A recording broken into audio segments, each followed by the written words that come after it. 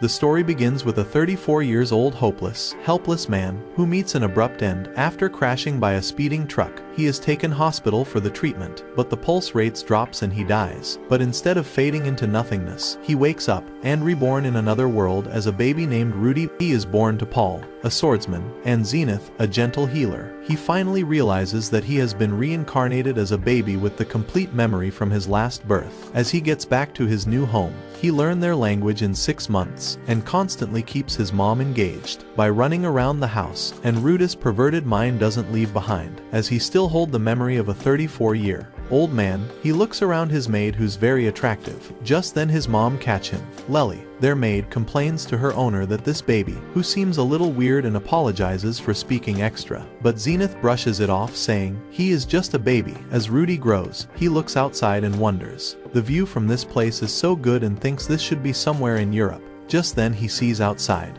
his father Paul. He notices he is an excellent swordsman. Surprised, he falls down, but seeing him, his mother comes running towards him, picking him up, and because she is a healer, she casts some spell on his head so that he doesn't get hurt again. At first, he just thinks this place and people here are weird, but when the spell starts occurring, he is stunned to see that his mom's magic actually works. Just then his father gets there too, wondering what happened. So his mom explains everything, while Rudy still wonders, where is he? And he finally realizes that this isn't Earth, but a different world entirely. As Rudy turns 2, he starts walking on his own, and wonders if his mom will teach him the magic. He gets inside a room, in search of something, and opens a heavy box. He literally jumps into it and remembers his father's words that there are just limited books in the house. As an adult in a child's body, Rudy learns to read at an absurdly young age. He soon lends his hands on magic books, which becomes his favorite. He soon learns different ways of performing magic, and soon begins experimenting with magic too.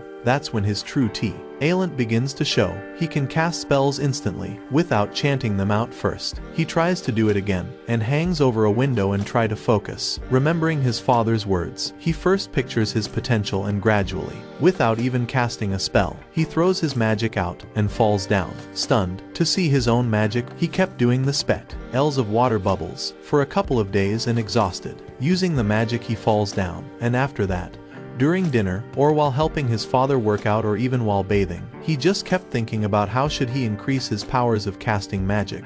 He then reads more books on magic, and thinks that starting young might end up making him a magician. He kept doing the same thing, smiling and thinking, it's too easy. The next morning, while Paul is working out, sharpening his swordsman skills, suddenly a splash of water falls on his face, and he looks at the window of his son Rudy. Rudy soon can forms water bullets from his fingers and gets super happy by doing so. He then sees further in the book to learn the intermediate magic, and soon after, during his experiments in his room, he gets excited reading the book and ends up unleashing an intermediate level water jet that blows out the wall of the house. Everyone working in field witnesses it too. Worried about his son, Paul opens the door and gets surprised that the wall of the room is gone. His mom gets worried and asks if he is okay. Just then, she looks at the magic book he has been reading. His mom asks her husband, in a little scary tone, if he has been casting the spell, but he denies. After which Rudy apologizes for reading the book, but his mom gets super happy and jumps around in excitement, thinking their boy is a super genius. She holds her husband and starts dancing, but after a second, they both end up in the argument, as they had decided, if they ever had a boy,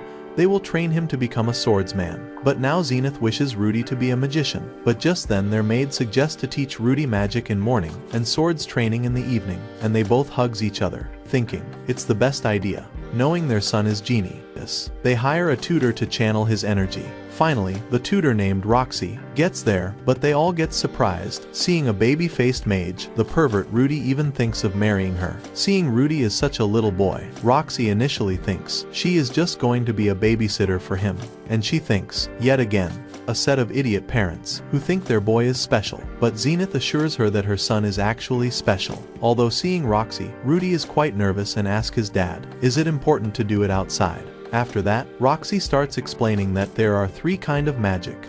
Those are attack, healing, and summoning magic, which are further subcategorized, and Rudy gets absolutely nervous sitting on a chair. She stops for a moment and asks, what's wrong? When he says nothing, she continues and start demonstrating him. He asks, do you have to spell it? She says obviously. How else would you do it? She then cast a spell to form a water bubble and shot it like a bullet, cutting down a tree in half. She then asks Rudy how he liked it, and he says his mom loved that tree that she just cut, making her worried, and she immediately runs towards it and heals it back with her magic, leaving Rudy stunned. He appreciates her for using the healing magic just like his mom. After that, she tells Rudy to try out some magic, so he copies and executes the magic, but in the wrong way, after getting distracted, humiliating the teacher in the very first lesson. But still, she is surprised that he cut her spell in half and asks, "Do you usually do this way?" And he nervously says, "I usually don't use the spell," which surprises Roxy entirely, realizing the absurd potential of this perverted baby.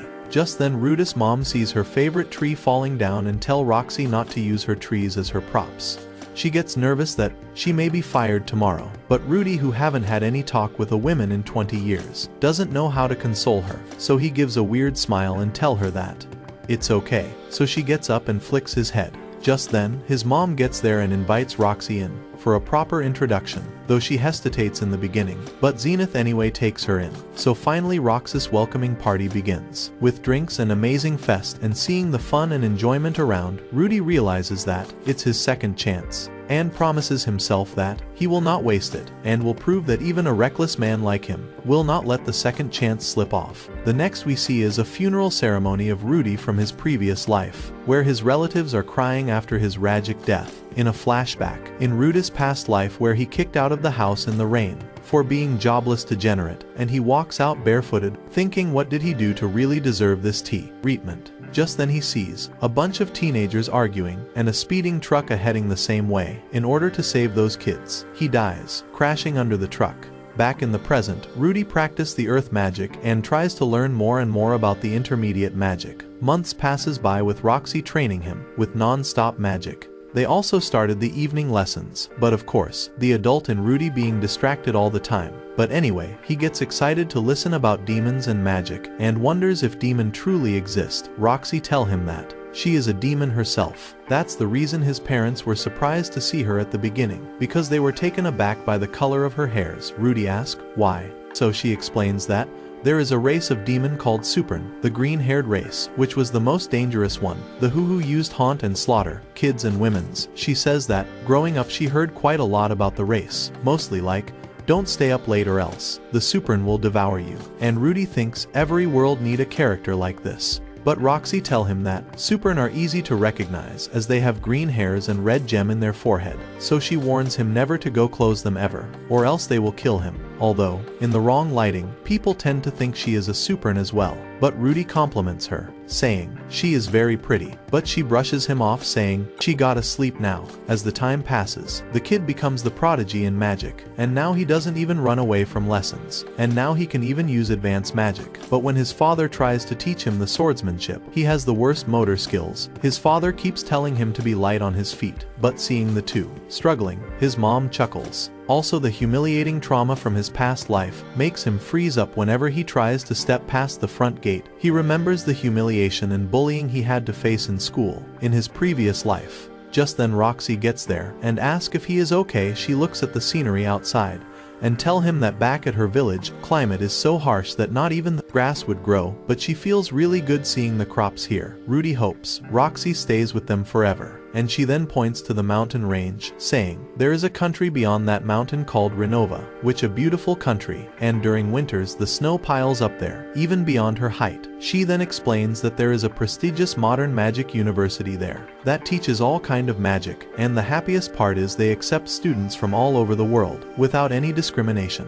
Roxy then sits before him and tell him that if he is interested in his further magical advancement, he should definitely go to Renova, but he wonders that he will have to leave the house. So he says she is the only master he will ever need. But Roxy says that he shouldn't be calling her master anymore, as his ability are growing so fast that soon he will surpass her. After that, Roxy get in her room and try to cast magic without spelling cast like Rudy, but naturally fails. Soon his 5th birthday arrives. His mom prepares big fest for him, and they all celebrates together. His father shows his swordsman skills by putting the entire sword in his mouth while everyone else enjoys it.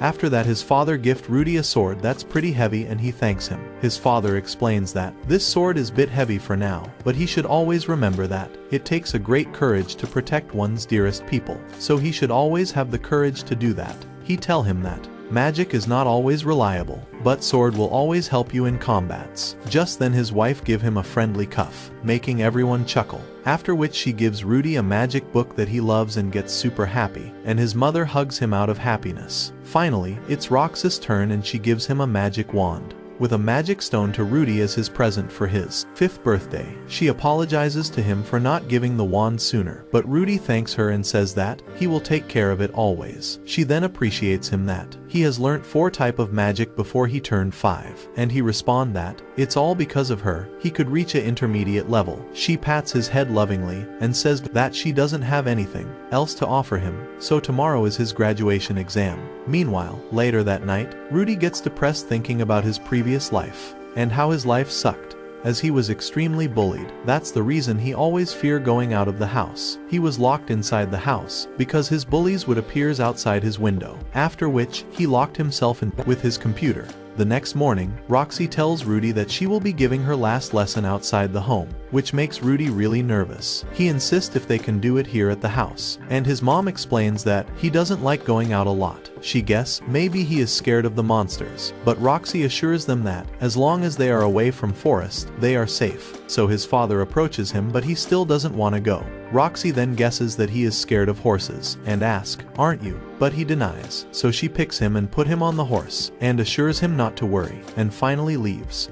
It's Rudy's first time ever outside the house, and the moment he crosses his gate, his past trauma haunts him. But Roxy assures him and keeps moving. The outside world immediately hits him, and he looks around like it's some another world for him. And he finally realizes that people are not staring at him but greeting Roxy, and just like that, he finally overcomes his fear and relaxes, realizing that, why would people mock him in this peaceful village?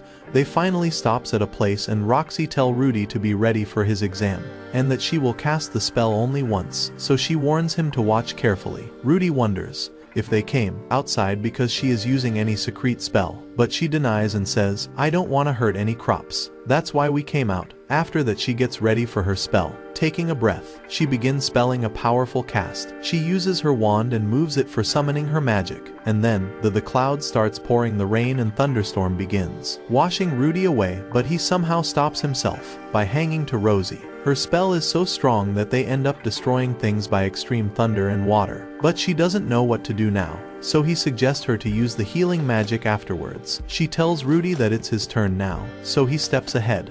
And while he gets ready to give his final exam, Roxy locks herself and horse in a fortress for protection. So Rudy finally begins spelling the magic. He just doesn't pass, but overkill it, summoning a full-on thunderstorm and showing magnificent show, leaving absolutely no room for any doubt. And when everything gets back to normal, Roxy tells him that he has learned everything in 2 years that took her lifetime to perfect, and so she doesn't have anything left to teach, and she officially declares him a graduate, having becoming a Saint-class water mage. After that, Roxy prepares to leave, while Rudy's parents ask her to stay as they would love to have her around, but she insists that she want to travel the world for a while. She then sits before Rudy and tell him that she doesn't have anything left to teach a boy of his caliber, but Rudy sincerely thanks her, saying she gave him everything he needed. So Roxy smiles and gives him an amulet from her village as a memory of his graduation. Rudy gets a little emotional and says that he will treasure it forever. After which Roxy leaves, and Rudy runs after her, but she is gone, so he screams saying, "Thank you for everything, master," and he wonders. Roxy has not only taught him, but also brought him outside, that no one could do in 20 years, so as long as he lives, he will thank her. After that, Rudy has improved quite a lot, as he doesn't fear going out anymore, so he asks permission from his father for playing outside, and his parents gets happy that Rudy finally can go out on his own. He then get to his father, ask, "Are you worried about something?" So his father says that he was worried that his son will never leave home. After which Rudy leaves and explores the forest and gets stunned by the beauty of the nature. Later, as he is exploring the forest, he spots few boys bullying a child named Sylph. They throws stones at him. Rudy relates with the situation, as he has been bullied in his previous life. Meanwhile, just as the boy pick a stone to throw, Rudy stops him by throwing water magic at him. He warns them not to do it, but they start pelting stone at him, but naturally, he isn't scared anymore. Thanks to the magic he learnt, Rudy throws water shots at them, forcing them to leave, after which he runs towards the child and asks if he is okay. He then gets up and Rudy asks him to bend a little so that he can clean him up, and he then uses his magic to wash off the dirt from his cloths. But just then, Rudy's head clicked the panic button as he sees the boy has green hairs, and he remembers what Roxy told him about Supern race. So he checks on the boy's forehead for red gem, but thankfully it's all clean. The two quickly grow close, and while sitting together, Rudy tells Sylph that he need to fight back his bullies. But Sylph asks, "Are you sure my looks doesn't scare you?" Rudy denies, saying his master was a demon, and asks, "Are you a demon too?" And he starts crying, thinking about it. Rudy then tries to calm him down, and wonders. His home life seems a little complicated. Soon after that, they start walking back, and Sylph asks, "Why did you help me?" Rudy explains that his father always taught him to be kind, so Sylph is afraid. Other kids won't really play with Rudy anymore, but Rudy assures him that he will play with Sif as they are friends. Now after that they both introduces themselves to each other, and then keeps moving ahead.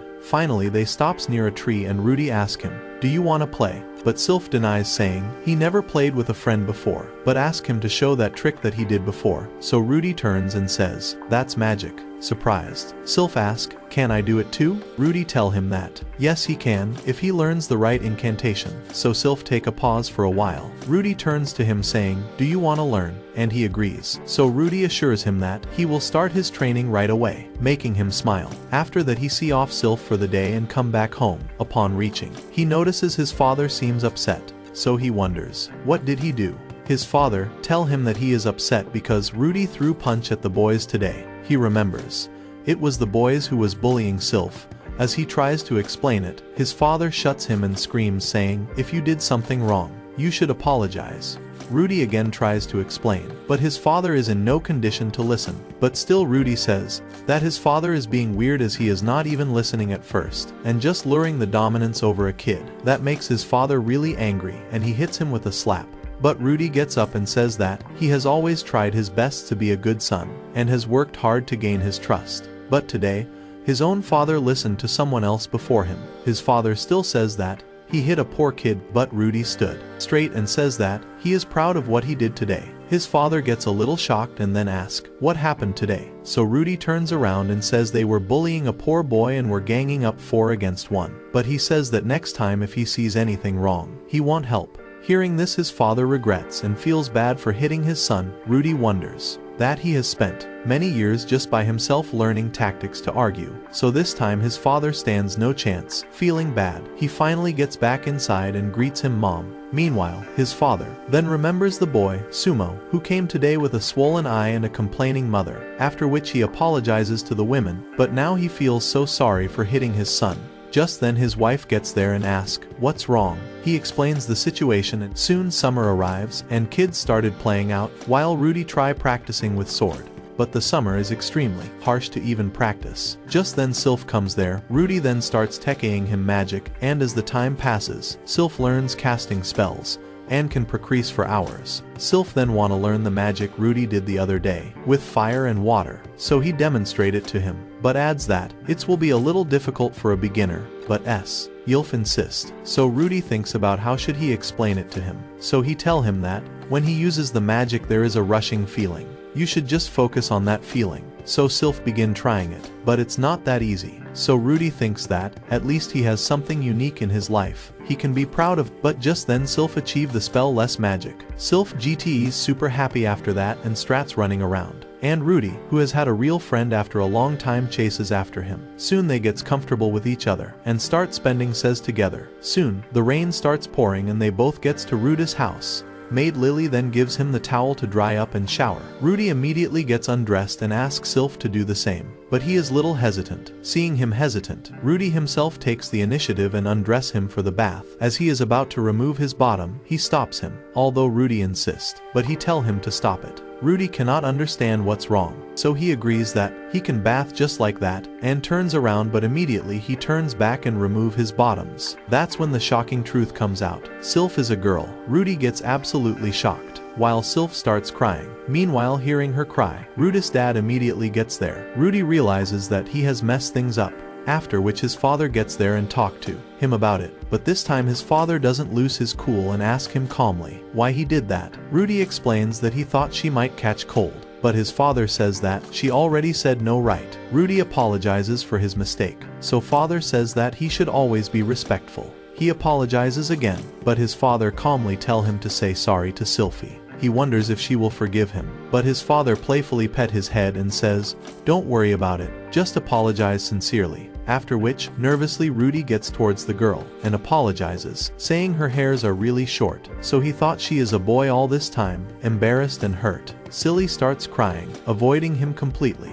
The next day, Rudy and his father starts practicing with sword, but naturally Rudy cannot keep it up with his dad, so he says that you aren't giving our best efforts. So Rudy tell him that Sylphie is still upset and he doesn't know how to make it up, so he begs his father for some advice. So he gives Rudy a thoughtful advice, saying if he truly wants to make things right, he needs to be honest and should show kindness to Sylphie. So he says that next time he sees Sylphie, just tell her all your feelings, and after that, it's all up to her. But he worries if she never speak to him again. His father suggests him that he has backup plans. He doesn't have to worry. Just then he sees Sylphie standing right there. He gets nervous, but his father pushes him to speaks. The conversation is pretty awkward, and he struggles to have a talk to her. But then he looks back to his dad, who encourages him. So he take a deep breath and says, "I am afraid you don't like me anymore, Sylphie." But slowly, Sylphie clears the misunderstanding and hold his hands, saying, "I don't hate you, Rudy. I just want to get back to normal." Restoring their friendship, she friendly pats Rudy's head,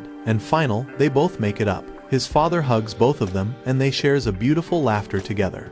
After some time, Rudy's parents are super happy and are filled with joy when they learn that Zenith is pregnant again. Rudy's father Paul is very joyful that finally his family is growing. Everything feels perfect, until Lilia suddenly reveals that she is also expecting a child. Everyone turns to Paul, who immediately admits that he is the father of their maid.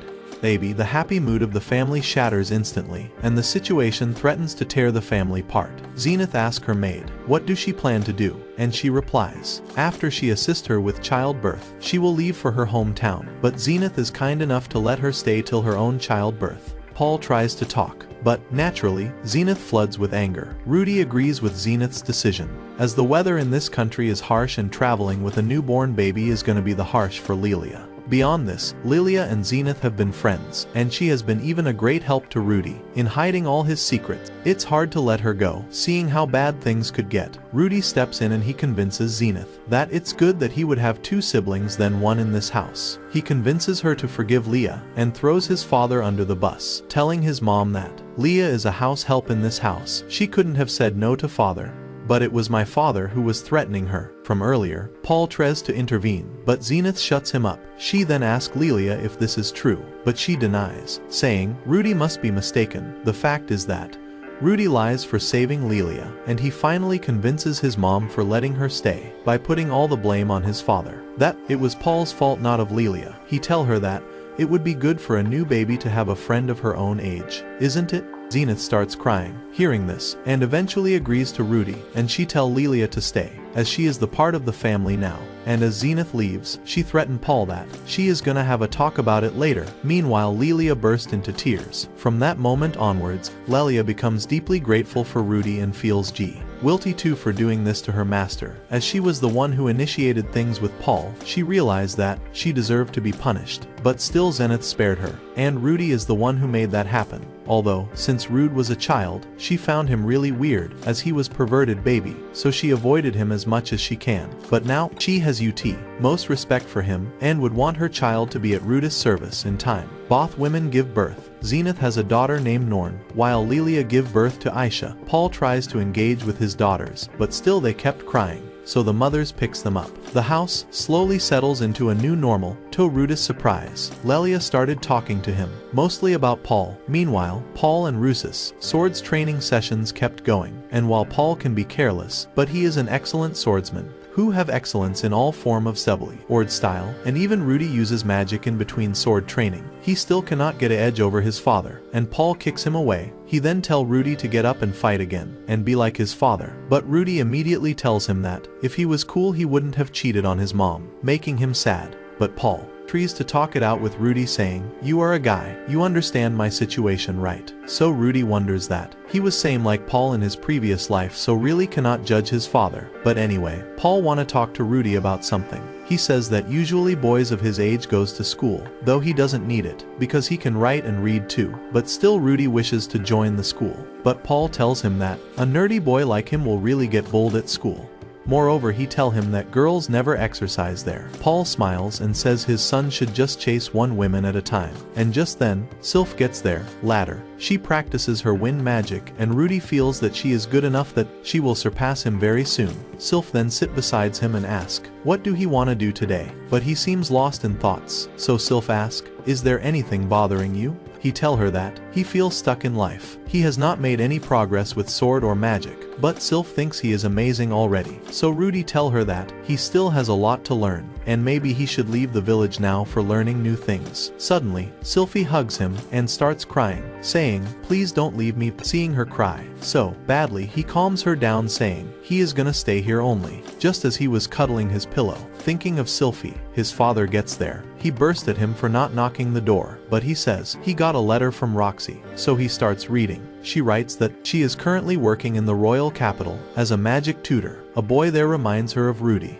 as he is a pervert as well, but she teaches him a good lesson. Time to time, she adds that she has been learning quite a lot of things there, and she urges him to keep studying further and seek admission in the university. While the idea of learning something new and leaving the house makes Rudy happy, but it also creates a problem, since Sylphie doesn't want him to leave. The next day, while they are having their breakfast, Rudy asks if he can request something, but his father denies, resulting him to gain a kick from his mother. After which Rudy tell his father that he really want to join the Renova University of Magic, but there is a problem. Sylphie doesn't want him to leave her, and her parents are not well off to send her to study. So he requests Paul to pay for both of their tuition fees, but Paul refuses, explaining that he is still too young to be sent away that far, and also the family cannot afford to pay for two people, determined to make it work anyway. Rudy asks his father that in that case, he would like to do a job and earn the money himself. So Paul agrees, saying, if that's what Rudy wants, then he will see what he can do for him. Rudy thanks him, and later they start their sword practice. Just then, a cart arrives there with a woman named Gillian, a powerful beast woman, and an old family friend. Zenith greets her well, and Paul asks, is everything ready? Gillian agrees, and then it is revealed that Rudy's parents has taken a harsh decision, seeing he has attached too much to Sylphie, and that both of them staying together would limit his growth. They take a decision to separate them for a while, and without telling anything to Rudy, they entrust him with a old family friend Gillian. He try to ask his father that what's going on. So without explaining anything, Paul throws him and start fighting. Rudy uses magic with his father, and try to dodge all of his attacks by using his magic, but still he cannot win before his father's excellent swordsman skill. And just like that, Paul makes him unconscious, and the next second when he wakes up he finds himself in the cart, leaving away from the village, with the beast women, where she explains that from tomorrow they both will be working together. As Gillian is escorting Rudy away, he take a deep breath and ask her something, but before he can even say anything, Gillian throws a letter at him from his father Paul, and he starts reading it. He first of all writes that don't ask anything to that muscle woman, as she won't even answer properly. Hearing this about her, Gillian gets angry, but Rudy calms her, saying, it's just a joke. Further he writes that he found Rudy a tutoring job, so he can earn money for his future endeavor. He writes that he has to teach that muscle lady too, as she has a brain of a muscle, which again angers the women. He further writes that till he turned 12, he will be staying there, and that he is forbidden to even return back home, making Rudy worried, as he couldn't even say goodbye to Sylphie, but he wonders that it's good for both of them not to depend on each other. And Sylphie should also learn to solve problems on her own. Soon, he reaches to a city named the Citadel of Roa, and upon reaching, he spots the many beast women's and wonders beasts are common here in this world. They pour him a drink, and he takes a sip of it. Just then his employer, Phillips, gets there. Phillips is the mayor of the city Roa, after which he sits before him, and adds that he is Paul's cousin, which means Rudy is also related to him. So he asks Rudy how much did his father told him about the work. So Rudy dictates that he is told to tutor the young lady here for 5 years, after which Philip will pay for his university fees. Phillips then tell him that he will introduce him to his daughter. On their way, he tells Rudy that he heard he is an amazing mage already, and Rudy says that all the credits goes to his master Roxy, but Phillips then warns him that his daughter is very particular, and has already rejected many tutor, and he accepted him only because his father asked him to.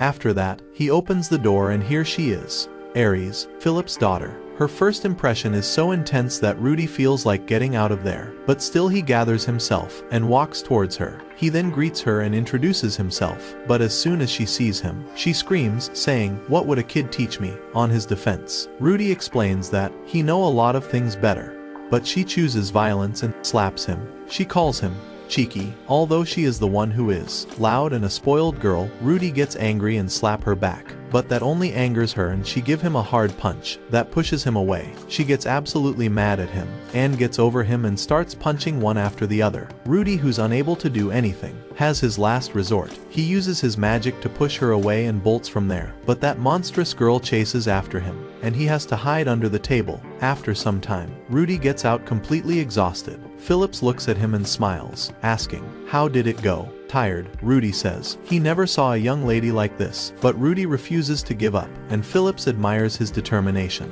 and asks his plans. Rudy then says that they should try to put a magic show so that Ari gets some interest in learning magic, and Philip agrees. After that, he gets back to his bed and wonders if he will succeed in the plan. He holds his locket that his master gave him and wishes everything to go well. Actually, the real plan was that Rudy gets a bold idea of faking Aries' kidnapping. The idea is to scare Aries into realizing how important magic is. So he does the same, putting her in a box. All tied up. As she wakes up, she screams again. What is happening here? Rudy explains her that they both are kidnapped, but unlike her, he can use the magic to untie himself. But instead of listening to him, she shouts for her bodyguards. But the kidnapping that was supposed to be fake turns out to be a real one, as one of the servant of Phillips comes there and kicks Aries. Rudy still thinks it's just acting going on, but the fact is that this servant works for bandits, and as Aries argues with him, he kicks her again, but she refuses to get quiet and try to attack him. But now, the situation gets really serious and start kicking her till she gets silent. After that, he turns to Rudy, gives him a punch on face and leaves. Rudy then looks at Aries, and seeing her covered with blood, he finally understands that this isn't a fake kidnapping, so he then starts casting his healing magic. But in the middle of that also she starts arguing, so Rudy tell her to keep quiet while he casts spells, after which he eavesdrop at doors and listen to the real kidnappers talking about how they have to deal with both these kids. This worries Rudy on how should he get out of the situation. Meanwhile, Aray tries to get up and Rudy think about the escape plan. He uses the magic and takes out the bars of windows while Aries stands there hesitant. Rudy then closes the doors with his magic, and he tell her that she can come along if she promise not to yell at him. Ari gets angry again, but still Rudy insists her to promise. Seeing no other solution, she finally promises, and the moment goons breaks the door, they are already escaped. As they come out of the place, Rudy uses his magic to heal her injuries, but Ari, being the stubborn girls, screams again that she wanna go home now. Rudy remind her of the promise she made a second before, but she doesn't want to keep it, so Rudy decides to part ways with her. But when she hears her kidnappers around, she has no choice but to follow Rudy. And then she promises this time that she will follow everything he says. They then rides in the cart and leaves for the city. Upon reaching Taroa, Rudy tell her that they are safe now. Just then he spots the man who works for Phillips and runs towards him. But just then, the goons kidnaps Aray again. Seeing this, Rudy chases after her and uses a magic blow to ground in order to stop them. Rudy straight away asks them to return the girl, but then the man who works at the palace intervene, saying, "We need to kidnap the girl in order to get the money." And finally Rudy realized that this man is a traitor. He even tried to tempt Rudy by saying that he will offer him a cut if he helped them kidnapping Ari. But no matter what the offer is, Rudy refuses to team up with them and tell that there are things more valuable than money. He remembers that he has spent half of his previous life in reading novel. The books has taught him to never betray any girl, so he decides to save Arai and cast a powerful fire magic that burst up in a firecracker to let the palace guard trace their location. The magic is so good that it even stuns Ari. Finally Rudy bolts towards them and blow them with a powerful magic attack, which let their grip loose on Ari, and Rudy catches her. He stood on his ground to keep fighting with the goons until he throws his sword towards them, which is inevitable to defend. So Rudy simply closes his eyes. But just then, Gillian gets there, crushing the sword and slaughtering all the kidnappers in split seconds. Rudy gets shocked seeing the attack, until Galen approaches him and asks how many more people are involved in this. He tell her about the traitor. Seeing the bloodbath Galen did, the traitor surrenders himself, and they all finally reach the palace, and Aerie drops down to her knees. Just then her father Phillips gets running to her and asks what happened. Gillian throws the traitor in front of him, and he asks Gillen to take him behind the bars. Meanwhile, Aerie gets up and says that she kept her promise and now she can speak, after which she left. And Rudy wonders. He probably failed in convincing Arai, but he realized that he almost died in the process. And it's only because of Gillian he is alive today. After that he starts leaving from there, but somehow, Aerie stops him and accepts him as her tutor, not because she was ordered to do that, but because Rudy finally gains her trust, after which, they all gets inside the palace. The next day, both Phillips and Rudy is playing chess, and Rudy asks him that he understand why Arai was kidnapped, but he couldn't understand why he was abducted. So Phillips tell him that you come from the great race of family, who have many advantages. So if people get to know about it, he will be a target. And Rudy understood. He also tell Rudy that never tell anyone about your involvement in kidnapping, and the story that spread was that Gillian killed all the kidnappers, as this was a good political move. Moments later, Philip's wife, Hilda, gets there. Rudy greets her and introduces himself as a new tutor of her daughter, but Hilda looks like the adult version of her stubborn daughter. Just then, Philip's father, Soros, dominates the rooms with his powerful presence, but as Rudy greets him, he finds him polite and gives him permission to stay in the palace. And after sitting down, Soros asks Rudy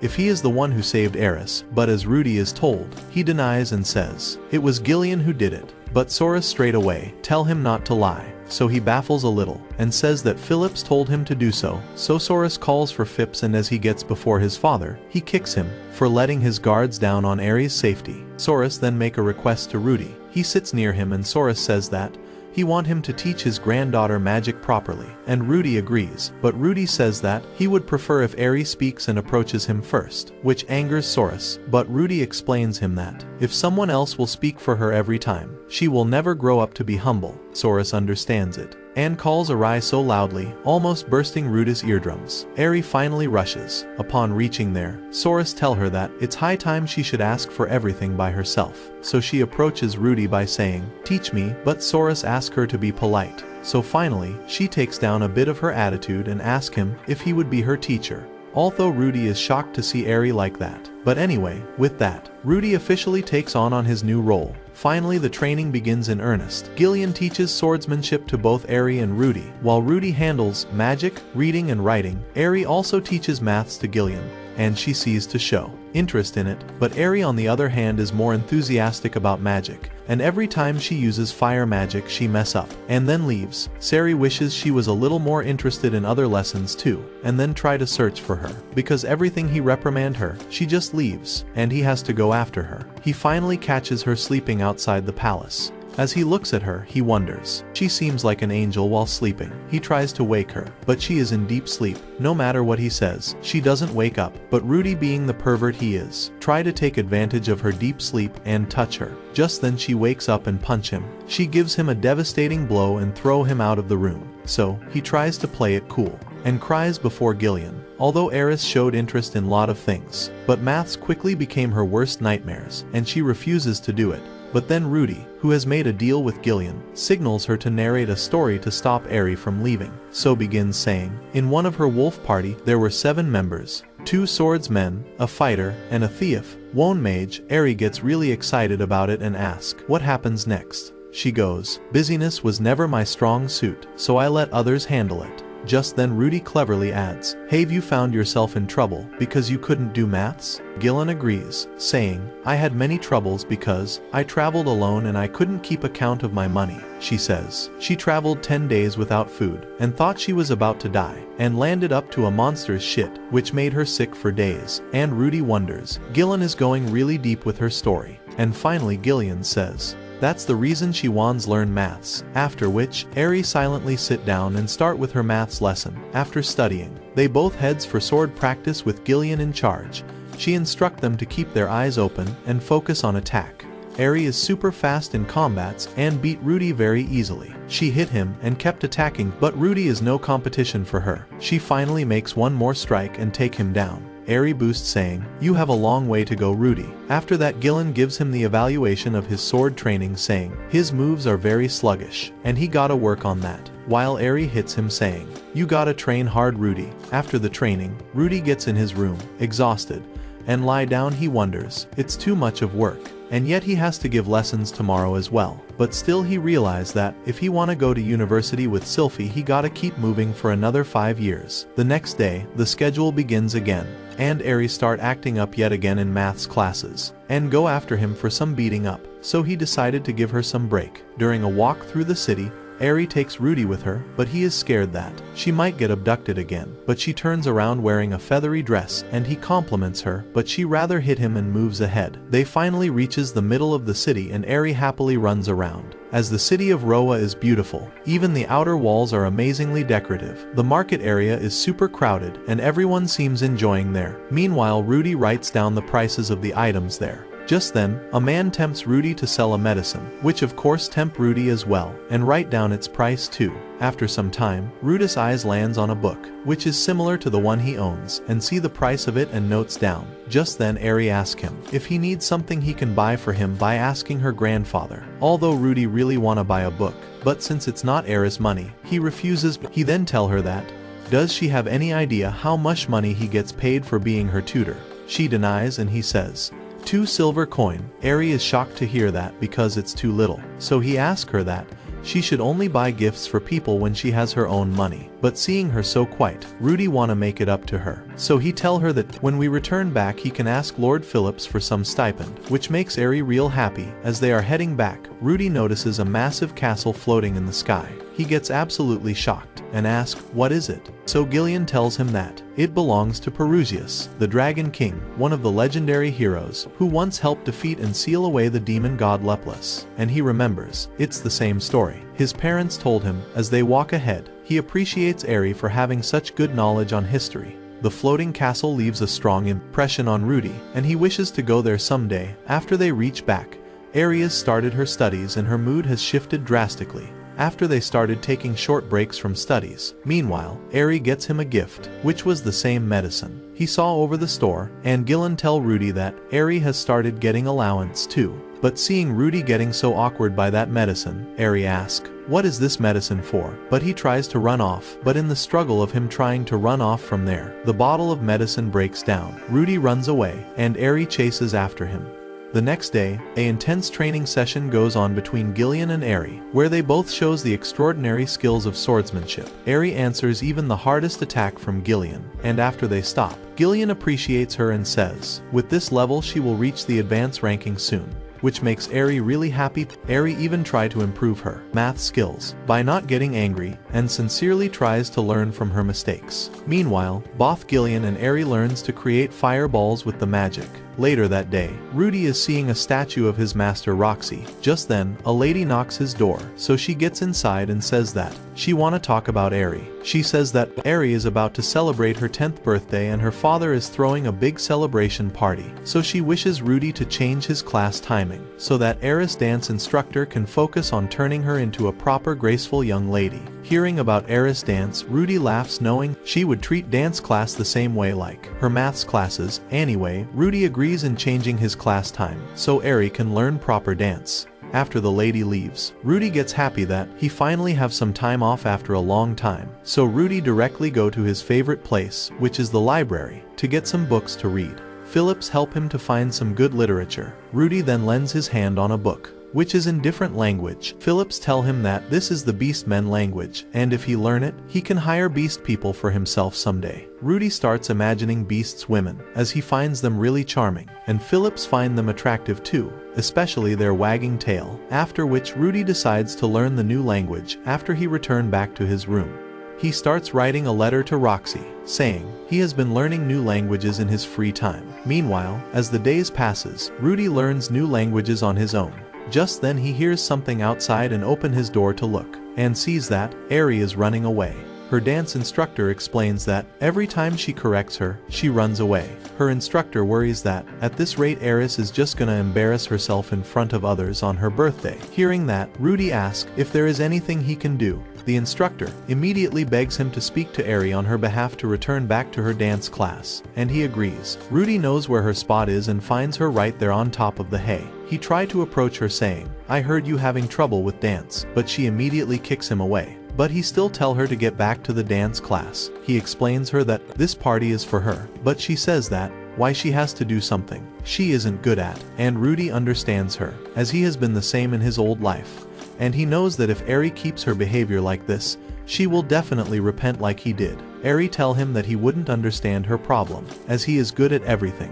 But Rudy corrects her saying, there are lots of things he cannot do either. But he will still never give up because the worst he feels when he knows he sucks at something, the best it feels when he figures it out. So he asks her, will you get in the dance class again? She gets down and hits him, but after moving few steps, she tells him to come and help her in dancing. They both start the dance practice, but Eris' dancing skills are as bad as her math skills. She keeps moving so fast in the dance full of grace that she ends up slipping Rudy away. Meanwhile, Rudy's language skills are steadily improving thanks to the practice with Gillian. Meanwhile, Rudy gets to the shopkeeper in the market to sell the statue of Roxy, and in returns he gives him a gold coin. Meanwhile, Rudy and Eri both keeps doing their practice, and later, despite practicing his language proficiency with Gillian, Rudy still finds it hard to learn more. Just then a package from Roxy arrives. It's a letter from Roxy that even smells like her. She writes that she is really happy that he is a tutor now and also training under the Sword King Gillian.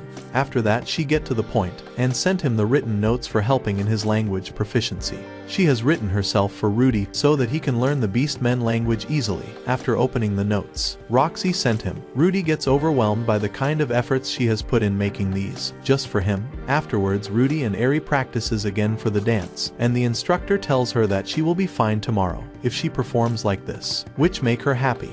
Finally the big day arrives and a big party starts. Eris' grandfather welcomes everyone on the big day, and one by one, everyone starts greeting Eri. Meanwhile, Eris' dance instructor talks to Rudy and worries if she will be able to pull it off in her performance. Now, the much-awaited moment arrives, and Soros announces the event and allow the nobles to come and take Eri's hand for the dance. A boy moves forward and asks for hand, but as they start dancing, Eri completely fumbles in her dance with the noble. Publicly crashing down, she gets extremely embarrassed, but her grandfather asks her to get up. She becomes the public display of embarrassment, and everyone starts speaking about her. Before things gets worse, Rudy moves ahead and asks Eris' hand for another dance. He tells her to stop overthinking, take a deep breath and start the dance. So they start it. She fumbles again, so Rudy asks what's wrong. She tells him that everyone is staring at her. So Rudy realizes that although she has memorized the steps but she is going ahead of him, which is why she is fumbling. After which he comes up with an idea.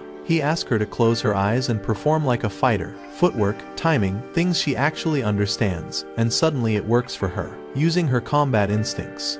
Eris pulls herself together and the two manages to dance perfectly. Rudy uses her strength and pulls off the dance really well, and they manages to finish the dance without any flaw or fumble. Everyone gets surprised to see them performing an amazing set of dance, and after completion, her grandfather picks both of them up out of complete joy. Later, the instructor asks Rudy, how did he manage to that dance? So he tells her that he just used Eris' combat skills, after which her steps landed perfectly. And for a change, Eri appreciates Rudy for helping her out, and Rudy gets really famous among the girls. They ask him to dance with them, but Eri slaps him and drag him along. Later that night, Rudy gives the magic wand that he made himself to Gillian and Eri. For their completion of the elementary magic, Gillian accepts the wand gracefully, and Eri takes it too, but seeing Gillian, she accepts it gracefully as well. After that, Eri looks at Gillian, in hopes of getting a gift from Tu, as she has also been her tutor. So she passes her a ring that is filled with talisman and gives it to her, and she gets happy wearing it and says, I will treasure it always. The next morning, Rudy gets up and sees Eri next to him, but thinking of the ring with talisman she is wearing, he simply gets away. So he moves ahead and go to meet Soros inside his room. Soros looks up and notices a strange glowing red ball of light hanging ominously in the sky.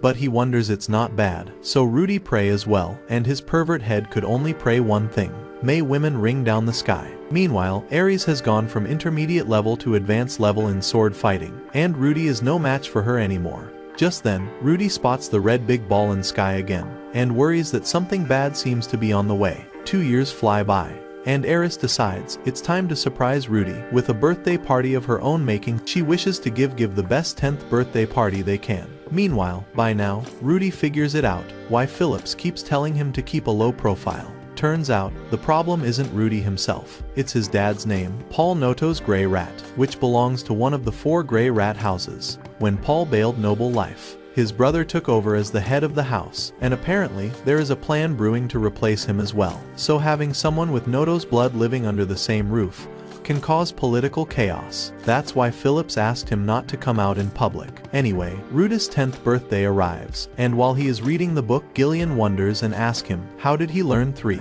languages in just 2 years? So he says that he loves it, but for now he is hungry and wishes for some snacks. But Gillian stops him immediately, as Rudy's birthday surprise party is on the progress, so he agrees, and then shows Gillian a statue he made for her. Although she is intrigued by the statue, but her tail is missing in it, so he intentionally tells her that he doesn't know where to place tail, and ask if he can see it in her body, and she actually show him. Meanwhile, the maid gets in to call them for lunch and find them in the most awkward position ever. Later, Rudy sees that they have hosted a big birthday party for him, and he is actually taken aback by this gesture. Although Rudy is a little bummed that his actual family cannot attend his birthday and starts crying, which makes Soros emotional too, and he tried to disclose Rudy's family background in public, saying, "We are like a family," so he is escorted from the room. Anyway, Ari tell him to get ready as she has a very special birthday gift for him. He asks, what is it, and wonders if his family is here. But Ari tell him that, due to the monstrous activity all around his village, they couldn't make it. Everyone's mood around gets very low and sad. But suddenly, Ari's mom Hilda hugs him, telling him that they are like his family only, which obviously lifts his mood. She even offers Aris to marry Rudy, but she absolutely denies, leading them into an argument, so she gets escorted from the room too. But Rudy's mood is instantly improves when Ari hands him an insane birthday gift, a top-tier magic staff. Seeing such a valuable gift missing home doesn't sting quite as much. He really thanks Ari for such an expensive gift, but Ari says that he doesn't have to worry about the expense, and the party begins. They all enjoys the party with fun, laughter, and of course, cake. After the party is over, Phillips, who is quite drunk, drops another bombshell and tell Rudy that Ari has 2 brothers, but she never met them, because when they were born, Phillips' older brother took both kids away. As in the Boras family, the head of the house raises all male heirs, and since Phillips lost the succession battle, his sons were basically confiscated, and that's the reason his wife Hilda hates Rudy, as her own sons aren't allowed here. Phillips then casually asks Rudy for help pulling off a coup to take leadership of the Boreas household, and while he is at it, he suggests that Rudy should marry Ares and become the next family head. But Rudy shuts that idea down immediately, as he just wants a quiet life away from this political power game, after which he leaves for his room. And as he gets in his room, Rudy finds Aris waiting in his room. He instantly suspects her dad put her up to something, but then, his pervert mind makes a wrong decision, and he tries to get intimate with her. But Aris shuts him down instantly, by kicking him enough to strike him down. But he then realized that what he did was actually very stupid, because everything Aris did today was just for him. She worked so hard for his special day, but instead of understanding her, he ignored all her feelings. Rudy immediately apologizes to her, and luckily because it's his special day, she spare him and tell him that they can get intimate, but only after 5 years from now, when they will be more mature. After that she leaves, and Rudy thanks his luck that it was his birthday. But then, he gets really excited that Ari promised him they can be intimate after 5 years, almost when he will be 15. But instantly, his brain remembers Sylphie, as she must be waiting for him. Meanwhile, Rudy's father seems on hunt for the monsters, as monstrous activities has increased in the villages. While he is at it, Sylphie gets to Zenith's house and greets her, and then straight away goes to Lilia and asks her if she can send this pendant to Rudy as she made it herself for his 10th birthday. Sylphie understands that they cannot visit Rudy, but sure can send gifts, and Lilia agrees as she herself has a gift for Rudy. After Rudy went to Roa, Sylphie has grown close to Aisha, Lilia's daughter. Meanwhile, Zenith tells to Lilia that because Rudy taught Sylphie some magic, she doesn't get bullied anymore. Paul returns back after killing the monsters. But then they hear a strong thunderstorm and looks at the weather outside. A massive cloud of mana forms in the sky. Even Roxy notices it too. Meanwhile, somewhere else, a giant dragon flying over notices a lone man walking below and attacks him with fireball. But the man is completely unharmed. The dragon gets before the man and sees some strange marking around his eyes. It gets frightened and runs away. The man is Orsted, the dragon god. He himself notices a massive concentration of mana and says, I need to find out what's happening. The legendary hero Perugus notices it too and sends his aide, Almanti, to investigate the source of that mana formation, and he orders, if he finds someone guilty, just kill them. Meanwhile, Rudy is training with his staff, alongside Eris and Gillian. He shows some magic with staff, and just as he begins to perform strongest magic, the mana formation appears before them. Gillian notices that it's a concentrated mana, and it's revealed that seeing Rudy practice magic, Almanti thinks he is the one responsible for mana formation, so he attacks him. But Gillian steps in like a wall of muscle and fury, blocking the assault. Almanti then says that he has come here on the order of Perugus to stop this formation, and he asks Gillian to step aside, as he wants to kill Rudy thinking he is responsible for it. But Gillian swears on her sword that she is the Sword King and these kids are under her protection. And before things can get worse, we see that glowing red ball of light again that Sora spotted, and suddenly a gigantic burst of light explodes around everyone in sight. Everyone gets worried that something huge is about to happen as they try to escape. Ares is left behind and Rudy gets down to protect her. Just a while later, everything gets hazy in a dreamlike space, where Rudy appears in the form of his former, miserable past self. There, he briefly encounters the mysterious man-god, an unsettling smiley entity. God-man tells him that he has been watching him for a while now, so he should trust him. But Rudy snaps saying, my life was miserable in previous birth and now in this one I seems dead again, so I don't have any reason to trust you. But the God-man tell him that he isn't dead. This is just his astral form. Rudy gets shocked to hear that, and he reconfirms, is this just a dream and I am alive? The God-man confirms it, and tell him that when he will wake up, he will be exactly like before. The God-man then tell him that he was caught up in a huge amount of disaster and got teleported. After that, the God-man gives Rudy a very important advice, that when he wake up, he should trust and support the man who saved him during the disaster. A while later, Rudy wakes up from the dream, in his current younger body, and quickly learns the reality of his situation, that he and Eris have been transported to the demon continent, and are completely stranded. Soon he looks around, and spots a man, named Ruler, but as soon as he sees a red gem in his forehead, he realizes he is a Supern. Scared, he gets behind and holds his stomp, all for their protection. But seeing him look aside, Rudy starts talking to him in a demonic language. But despite being Supern, Ruler proves to be calm and straight away tell him that he rescued both of them, and to warm them up he lit the fire nearby. But Rudy asks him that didn't he find any beast women nearby. Ruler tell him that he only found the two of them, and ask, aren't you scared of me? Rudy says that it would be rude to get scared of you after you saved us, and Ruler finds him quite strange, as everyone gets scared of him. Anyway, Rudy then introduces himself. After that they both sit down, and knowing where they are, Rudy realizes they have come a far away from home. But Ruler, who seems quite honorable and sincere, assures Rudy that he doesn't have to fear, as he will protect both of them. After which, he gets up, walk towards Rudy, and swears on his head that he will definitely escort them back safely. Just then, Eri wakes up and seeing a Supern race male, she completely baffles and try to call out for help. She starts bursting in tears, saying, I am sorry Rudy, he pushed you so much, and Ruler tell Rudy that this is a normal reaction of anyone who spot a Supern. After a moment, Eri trembles out of fear and introduces herself. But then, she hide behind Rudy, but seeing Ruler communicate with them, she starts speaking, and says that her mother told her that a Supern would kill her if she sleeps late. But Rudy tell her that Ruler is quite a gentleman, so he can really be our friend if she asks. Hearing that, Ruler accepts to be their friend, which makes Eri really happy, and that's how a dangerous known Supern became their friend. And he realized that whoever made up the story about Supern race being the deadly was clearly a lie. The next morning, Ruler takes them through the high mountain and terrains. They keeps walking ahead, and Rudy uses his magic to drink water in between, and Ruler hunts for them too, with the dangerous look on his face. They kept walking ahead, and finally reaches a nearby village, where Ruler is talking to a boy in demonic language, and Eri cannot understand, so she asks Rudy, what are they saying?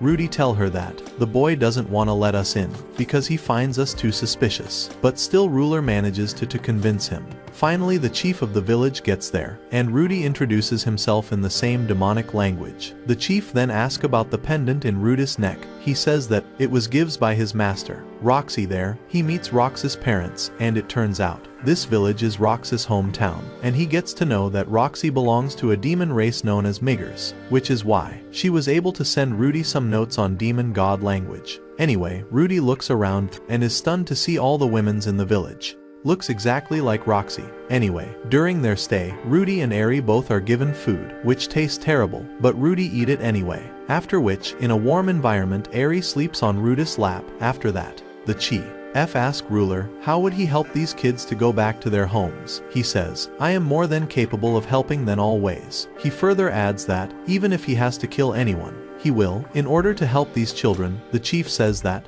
when it comes on kids, no one can argue with him, after which, the chief open up about the tragic history of their people. But Rudy asks that, isn't it true that the Supern turned against their own people during the war? Ruler turns around saying, we did not, and adds that they were the victims in the war. So he explains further that the Supern's reputation for violence came from cursed spears given to them by the demon god Leplas, which drove them into madness, and soon, there was a complete bloodshed. If anyone crossed their paths, they were cut down. They even slaughtered their own families. The spear Ruler carries, once belonged to his own son, and the shock of killing him while under the curse is what caused Ruler to regain his senses. He says that 400 years ago Leplas claimed that he wanted to unite demons, so the Supern supported him only to be betrayed by him. Ever since, Ruler has dedicated himself in restoring the honor of his race and their name. Moved by Ruler's resolve and sense of responsibility, Rudy decides to help him achieve that goal with Ares. Before leaving the village, Rudy says goodbye to Rox's parents, who gives him a weapon for his safety,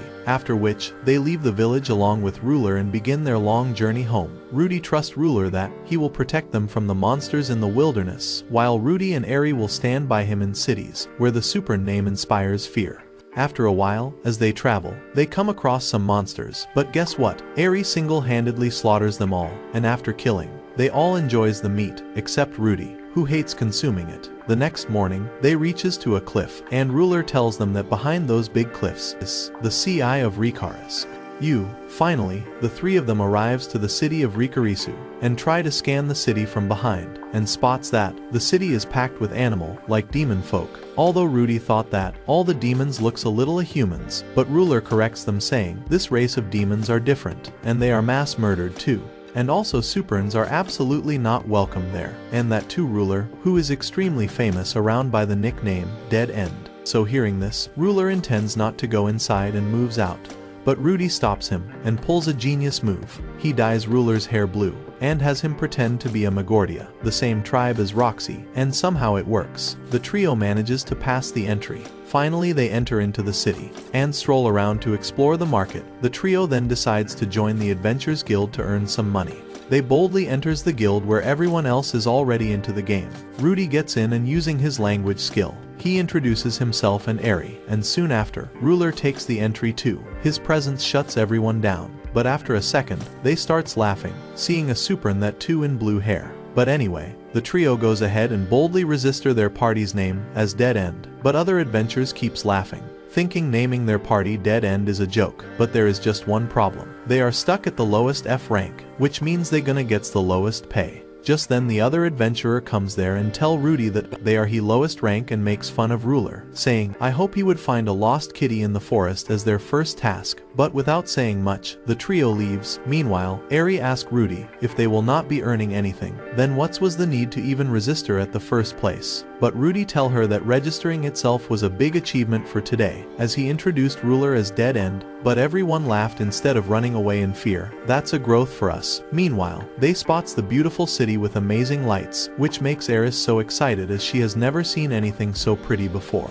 Later, they reach local inn to book a stay for tonight. Just then, a young demon adventurer named Kurt tries to approach Eri, which leads into a misunderstanding, and angers her. She straightway punches Kurt for touching her, and starts kicking the boy for destroying the last piece of clothing she had. Rudy has to intervene to stop this, and then he uses healing magic for Kurt's injury. Kurt then tries to tell Rudy to join his group, the Tucker Babu party, but Rudy informs him that he has 2 more members in his group and their group's name is Dead End. Kurt tell him that they are gonna regret their decision, and one by one introduces their powerful group. Later that night at their hotel room, Rudy stresses about money and their low rank, and how they are gonna survive here. A second later, the God-Man pops up again in his dream, and says that he is happy Rudy took his advice seriously by trusting Ruler after talking a lot. The God-Man throws another advice to Rudy. He asks him to take the low-rank quest to find the lost kitten, and soon, they will have very less to worry. Rudy wakes up unconvinced, but desperate to earn some money.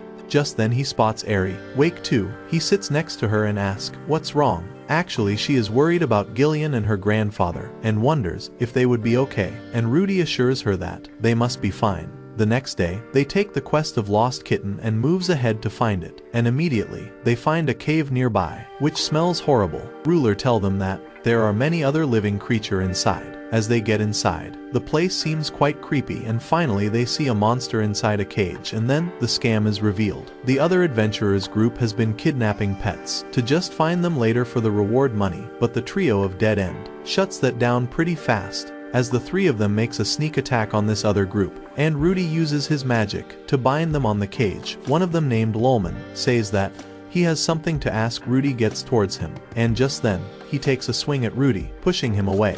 Ruler reacts instantly and kills the guy on the spot, scaring the other 2. That's when Rudy snaps. He asks Ruler, why did he kill? So he instantly says, because he tried to harm a child. But Rudy then lays down a hard rule. He speaks it loud and clear. No killing, because at this rate he will only make the Supern reputation bad. So this whole instant execution thing has to stop. But Ruler still argues, saying, what if they are evil? So Eri intervenes, saying, don't argue with our party leader Rudy. And Rudy clearly tell him not to kill anyone.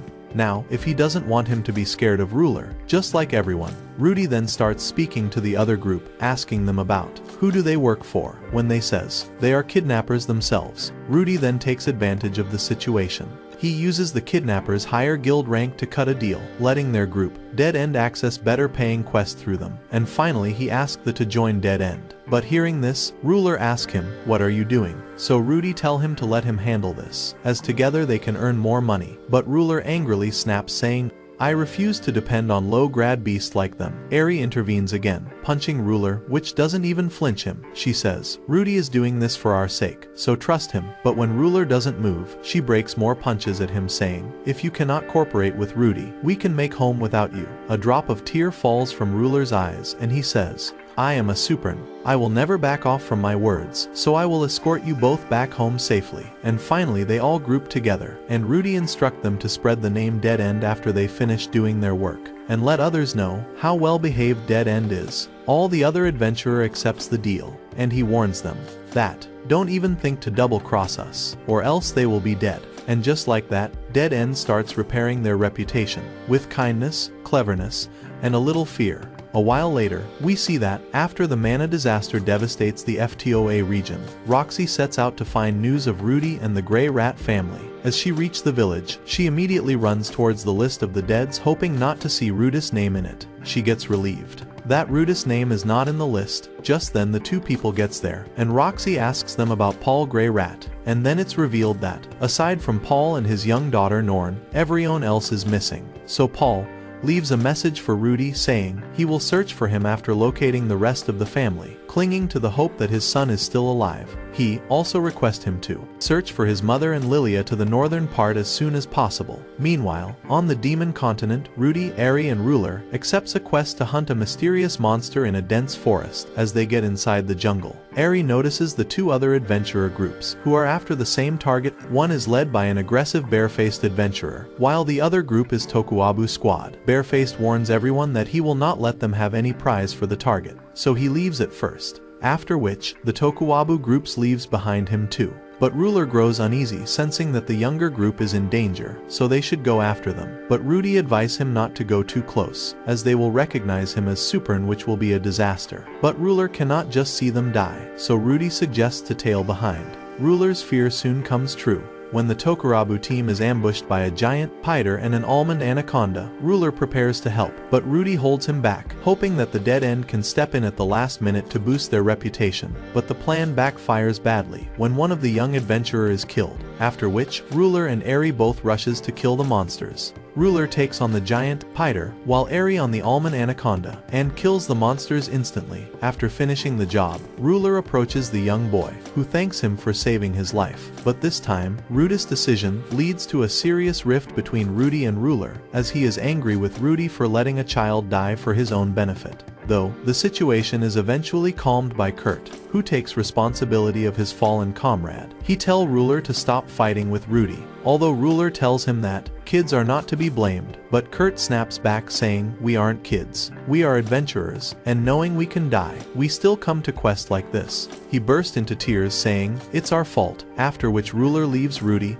and console the boy. After that, Ruler and others escort Kurt and his mate out and they leaves, and as the dead-end trio gets back, they hears another monster's sound, so they run inside to follow the sound, and soon after, the true target monster, a red hood cobra, appears, having already slaughtered most of the competing party, with their bare-faced leader caught in its jaws. This time, Rudy acts without hesitation. He uses his magic to strike at it. At the same time, Ruler attacks it as well, leaving a heavy dent on its scales. But the enemy isn't too weak. So when Eri attack it flying, Cobra doesn't even flinch and throw her back. As it's about to attack Rudy, Ruler stops it with just his hands and command Eri to attack. She strikes and chops the Cobra in half, and then the final strike comes from Rudy's magic, which kills the red hood Cobra then and there. Eri recheck on it, and after confirming, she overjoys for their victory over a monster, although the bare-faced guy sadly succumbs to his injuries. Afterwards, they get back to Rikarisu, but there, Rudy faces a new problem, when a horse-faced adventurer approaches him, having uncovered his earlier scheme with Loman Group, so he attempts to blackmail Rudy, threatening to expose the dead-end party for taking quest above their rank, and have their adventurer license revoked,